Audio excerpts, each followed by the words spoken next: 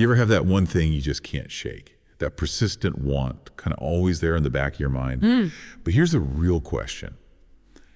Do you have like a concrete plan to actually make it real? That's the key, isn't it? Because today, we're taking a deep dive into a set of principles, principles said to be the key to turning those desires into something, well, tangible. Exactly. We're diving into Napoleon Hill's classic Think and Grow Rich. And this isn't just some, flash in the pan self-help thing. No, definitely not. Think about it. Andrew Carnegie, the industrial giant, he actually tasked Hill with spending over 20 years studying successful people. 20 years? Yeah. The whole idea was to find this fundamental secret to, accumulating wealth. Something anyone could use, no matter their background. Yeah, our mission today is pretty simple. Yeah. Let's pull out the really actionable stuff from this massive work, cut through the noise. Right. We want you, listening, to walk away with practical steps. Things you can actually apply to your own goals wherever you are right now. Makes sense. Okay, so let's unpack this. Starting with what Hill says is like the absolute first step, the power of desire. It's pretty amazing, actually, that Carnegie believed this magic formula, if you want to call it that, shouldn't be kept secret for the elite. Yeah, he wanted it out there for everyone. For anyone willing to learn. And Hill really hammers this home. It's not just a casual wish, it needs to be a definite desire. Definite, like specific. Very specific. Think about the story of Edwin C. Barnes. His goal wasn't just, getting a job with Thomas Edison. Right, he wanted more. He had this intense, specific goal: become Edison's business partner. Wow, and the obstacles were huge, weren't they? No connection to Edison, couldn't even afford the train fare. Exactly. But his desire was so intense, so focused, he just hopped on freight trains, rode blind baggage, they called it. Just wouldn't let anything stop him. He refused to let those things derail him. And here's where it gets interesting. It wasn't just about wanting it. It was cultivating what Hill calls money consciousness. Money consciousness. Yeah. Like being totally saturated with the idea of abundance. Precisely. Your mind needs to be completely filled with the desire for what you want, so much so that you can vividly see yourself already having it. Like visualizing it intensely. Yeah. And think about Carnegie himself. Started as a laborer, became one of the richest men ever.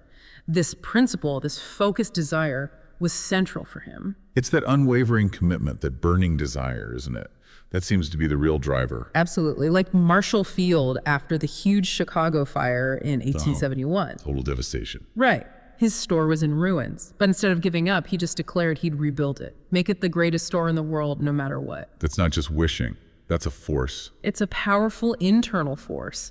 And Hill tells another story, seems small, but it's really telling, about a little girl demanding 50 cents from her uncle. Oh yeah, I remember that one. The uncle keeps saying no, even tries to intimidate her, but she just keeps at it, unwavering. And eventually he gives in. He does.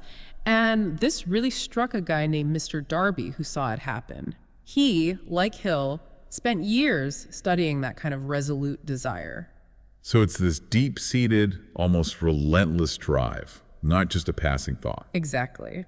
And Hill also adds, especially for today's world, that tolerance and an open mind are crucial. If you're seeking big things in business, finance, you gotta be open. Can't be afraid of new ideas. That's a really vital point, because once you have that intense desire burning, the next essential piece is faith. Okay, faith.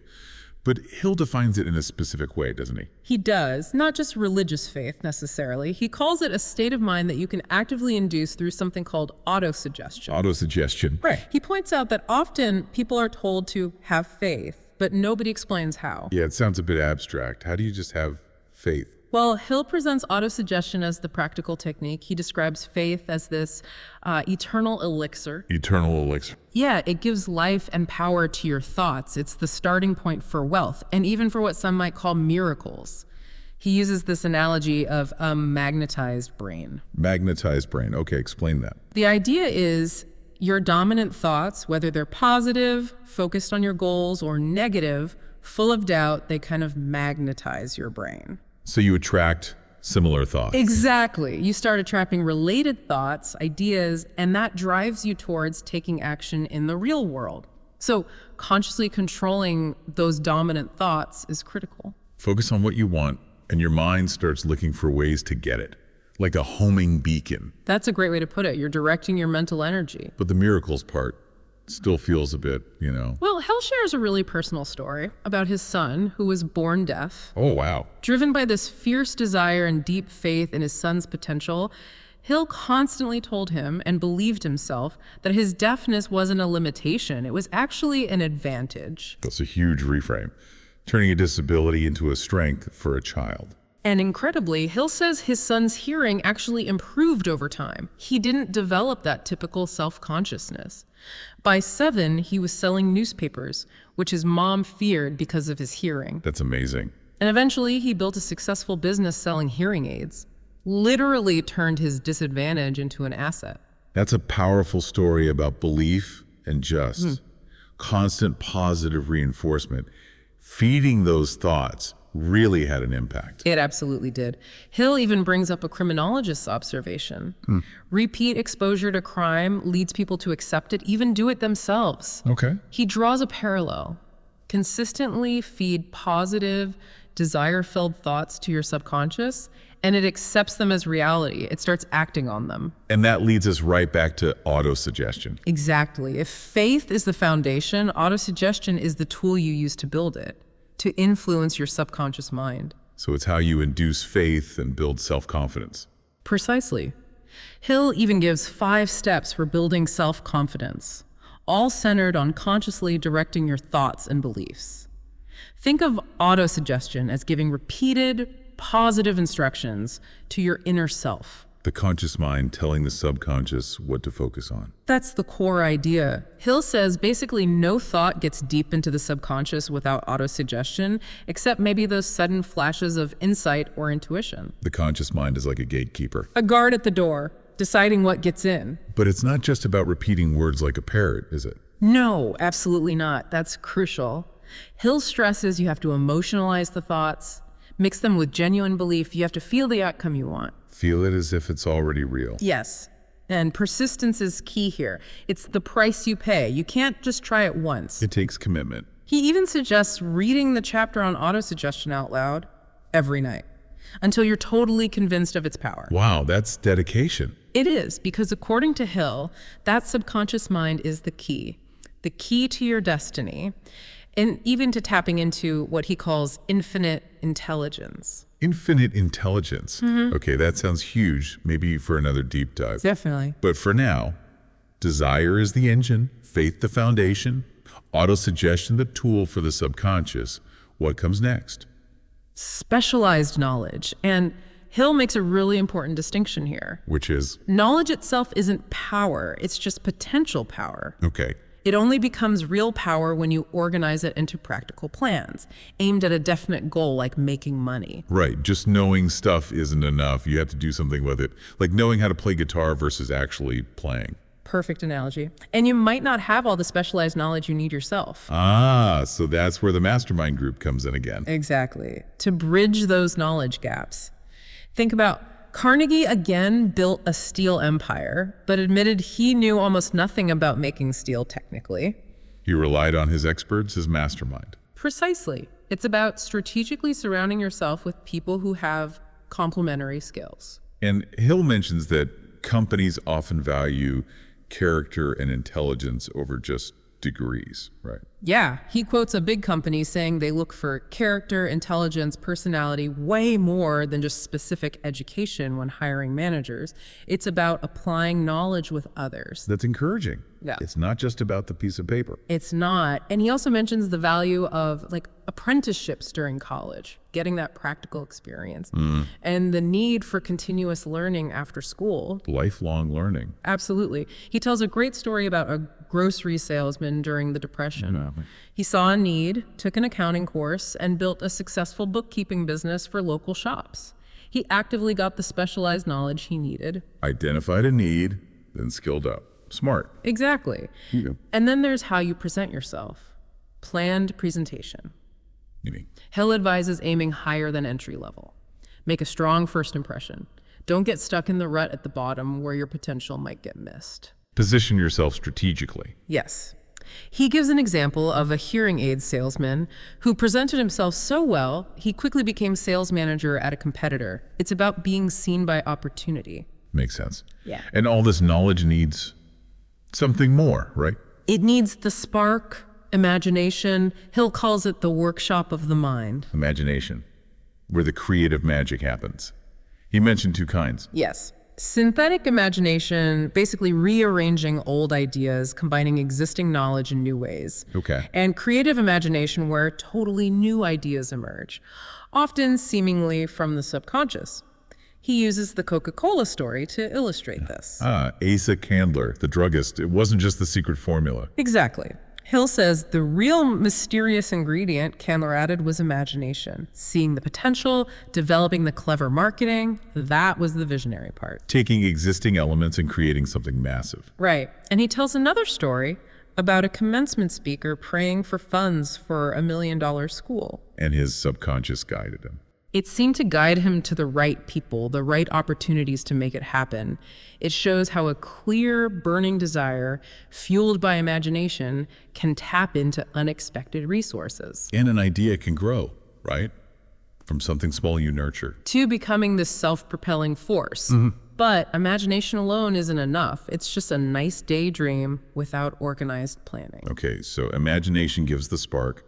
Planning provides the blueprint. Precisely. And again, Hill stresses using your mastermind group here to create and execute the plans. Because nobody has all the answers alone. Nobody possesses everything needed for huge success in isolation. Plans should be joint efforts, checked and approved by the alliance. Collaboration is key. Definitely. And think about Edison's 10,000 failures with the light bulb. He didn't see them as failures, did he? No, they were just signs his current plan was flawed. So he learned, adapted, tried a new plan.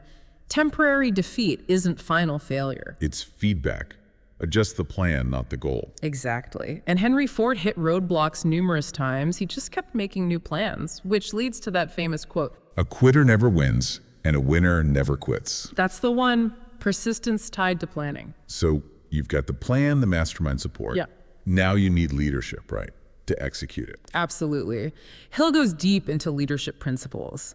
He lists 13 key traits, things like courage, self-control, fairness, decisiveness, a pleasing personality. Sounds like a good checklist. And he also lists 10 major causes of leadership failure, like inability to organize details or being afraid of your followers becoming better than you. Interesting. So it's a guide for leading yourself and others effectively. It really is. He talks about the shift from leadership by force, just telling people what to do, to leadership by consent, building cooperation and respect. More sustainable. Much more. And for job seekers, especially executives, he emphasizes having a really well-prepared resume, even suggests offering to work on probation. That takes confidence. Offering to prove yourself first. It shows you believe in your value. And he talks about this new era of marketing yourself, focusing on serving others, being a go-giver, not just a go-getter. Providing value first. Yes, the quantity and spirit of your service matters. Like Carnegie stressed harmonious conduct. It's the how as much as the what. And he mentions common reasons people fail in selling their services, like wrong job choice, lack of focus. Lack of concentration, spending indiscriminately. He really pushes for systematic saving too. Financial discipline is vital. And that annual self-analysis. Yeah. Using those 28 questions. Yeah, to constantly refine how you market yourself and your skills effectively. It's about continuous improvement. Okay, wow. Desire, faith, autosuggestion, knowledge, imagination, planning, leadership. That's a lot. What's next on this map? Now we get into something a bit more intriguing and often misunderstood. Hill calls it the mystery of sex transmutation. Sex transmutation. Okay, that sounds unexpected in a book about getting rich. Well, his basic idea is that the sex drive is the most powerful human urge, the strongest stimulus we have. Right. And he argues that when this incredibly strong energy is consciously harnessed and transmuted, redirected towards other creative goals. Redirected. Yeah, channeled into work, art, invention. It can lift people to higher levels of thought, help them overcome worries, boost creativity. He suggests many geniuses did this, consciously or not. He lists some big names, doesn't he? Washington, Napoleon, Shakespeare. Yeah, Thinks they tapped into this. that's his claim. He warns against artificial stimulants, alcohol, drugs, and says nature's stimulants are better. Love, the sex drive itself, managed consciously. Autosuggestion. Interesting. He even links personal magnetism, that charisma crucial for sales or leadership, to this intelligently channeled sex energy. So it's about taking that raw, powerful energy and consciously steering it towards constructive goals. Not suppressing it, but redirecting it. Precisely. He's very clear it's about intelligent, discriminating use. It's not a justification for just, reckless behavior. Okay. And he suggests you can use willpower and shifting your thoughts to transmute other destructive emotions into positive ones too. Taking strong feelings and pointing them in a useful direction makes a kind of sense. What follows this potent topic? We go deeper into the mind again, the subconscious mind and the maybe more mysterious sixth sense. Right, the subconscious again. Hill repeats. It receives and acts on your dominant desires, especially when they're mixed with emotion, like faith. It works constantly, day and night, drawing on infinite intelligence. So you consciously plant your desires and plans in there. Exactly. He sees the subconscious as the link between our conscious mind and this infinite intelligence. It's the medium for prayer, essentially. And we're constantly bombarded by thoughts, positive and negative. Yeah, impulses reaching our subconscious. So controlling that flow, focusing on positive desires is vital. You use that radio analogy, right? Brains as broadcasting and receiving stations for thoughts. Yes, with creative imagination as the receiving set. He mentions the early work on things like telepathy, clairvoyance, Dr. Ryan's experiments, acknowledging the mechanisms weren't understood then. Still aren't fully, really. True. But his point is about this infinite intelligence, a power everywhere that can help transmute desires into reality. And we can shape our character using autosuggestion too, focusing on desired traits. Absolutely. He even describes his personal technique, the invisible counselors. Oh yeah, where he'd mentally consult historical figures. Exactly. Lincoln, Edison, Napoleon, Burbank. He'd imagine meeting with them to absorb their traits. Said it felt remarkably real sometimes. That's a fascinating visualization technique, like a personal board of directors in your head. And the sixth sense, that's the peak. He presents it as the apex of the whole philosophy. It's that gut feeling, that unerring intuition, deep understanding of yourself, others, natural laws. It emerges when all the other principles are working together. Wow. Okay, we've covered the mind's potential. But Hill also talks about major roadblocks, doesn't he? The ghosts. Indeed. The 6 fundamental ghosts of fear. He says they hold countless people back. And first, you have to prepare your mind by tackling 3 main enemies: indecision, doubt, and fear itself. Get those out of the way first. Right. Then the first ghost, the fear of poverty. He felt the Great Depression really amplified this one. And it has symptoms. Oh yeah. Indifference, indecision, doubt, worry, being overcautious, procrastinating, lacking ambition. It's pervasive. It can really paralyze you. Yeah. He says you can't compromise between poverty and riches, right? You have to choose the path to abundance, no middle ground. Okay, ghost number 2, fear of criticism. This one cripples imagination, individuality. His example, men wearing hats just because of social pressure, afraid of what others think. It leads to shyness, inferiority, maybe extravagance to compensate. Exactly. Fear of judgment runs deep. Then fear of ill health, the mind-body connection. He points out how fearing a disease can actually bring on symptoms. Hypochondria. It shows the power of thought over the body, leading to low energy, lack of ambition. Next, fear of loss of love. That sounds painful. He calls it maybe the most painful, possibly rooted way back in our past. Leads to jealousy, fault-finding, gambling, criticism, destructive stuff. And the fear of old age, often tied to fear of poverty. Yes, and negative ideas about aging. It can make people slow down too early, feel inferior, resent younger people, kills initiative. Finally, the fear of death. Often linked, he thought, to religious fanaticism. He observed that people with less dogmatic beliefs seemed less afraid. Symptoms include dwelling on death, losing purpose, lethargy. But he doesn't just list them. He tells you how to fight back. Crucially, yes. How to outwit these ghosts. Recognize you are susceptible, guard your mind against negativity, ignore imaginary illnesses, seek positive people. Force your mind to think and plan constructively. Bury worries. Analyze failures for lessons. Make sure your presence is positive. And it connects back to decisiveness, doesn't it? Fear fuels indecision. Exactly. Fear is just a state of mind, controllable. Indecision and procrastination are rooted in fear. He stresses making clear decisions and burning the bridges behind you. Like the American revolutionaries, Hancock, Adams. They made a definite decision, huge risks. Total commitment. The Continental Congress signing the Declaration, risking everything, that's definite decision. He contrasts that with indecision learned in school, carrying over into careers.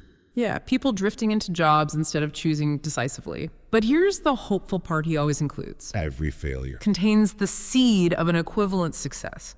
It's not the end, just a chance to learn and pivot. Which requires persistence, the final principle. A absolute, final, essential, sustained effort needed to turn desire into reality. It's based on willpower. Willpower plus desire. An irresistible combo. He gives examples like Fannie Hurst, Kate Smith. Their sheer persistence paid off.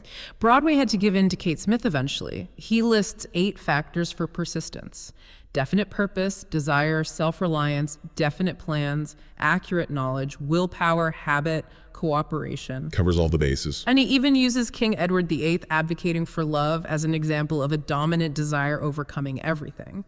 Persistence was the key quality in Edison and Ford too. And Muhammad, facing ridicule for years and building a world religion. Through words, prayer, belief, and incredible persistence over a decade, it applies everywhere: religion, business, politics, personal life. And all this individual effort gets amplified by The mastermind. Harmonious coordination of knowledge and effort, working together for a specific purpose. It has economic and, he suggests, even psychic benefits. Carnegie really pushed this idea early on, and Ford's success accelerated after connecting with Edison, Firestone, Burroughs, Burbank. That quote is so powerful. Individuals take on the nature and the habits and the power of thought of those with whom they associate in a spirit of sympathy and harmony. Association matters a lot. He contrasts Ford with Gandhi. Yeah, Gandhi's power was passive but real, drawn from his followers' collective faith. Different paths to power through association. So the right group boosts your knowledge, your skills, and your mental power. Absolutely. And he circles back one last time to the brain as that broadcasting and receiving station. Creative imagination as the receiver. And the need to tune in your brain to receive insights, maybe from infinite intelligence. He mentioned successful people having habits, like closing their eyes to focus inward. Like Dr. Gates cultivating his creative faculty for inventions. Exactly. Genius works through creative imagination. Inventors use both synthetic and creative imagination. It really does all tie together. Desire, belief, planning, action, persistence, collaboration, mindset. It's an interconnected system. That's the core of the philosophy. So as we wrap up this deep dive into Think and Grow Rich, we've really hit the big themes. That burning desire, the unwavering faith, using autosuggestion, getting specialized knowledge, unleashing imagination, organized planning, relentless persistence, the mastermind. And tackling those 6 big fears, cultivating that definite purpose throughout. Yeah. So for you listening, as you think about all this, which principle really hits home to you right now? What resonates most? And maybe think, what's one small thing, one immediate action you could take today to start applying it? Just one step. Because maybe that secret isn't some magic pill. It's this whole set of principles working together, requiring conscious effort, real belief, and just commitment. Absolutely. And we definitely encourage you, go back to the book itself or dig deeper into the ideas that really sparked something for you. Yeah, this deep dive is really just scratching the surface. It's the start of a journey to understand and use these powerful ideas. Thanks so much for joining us.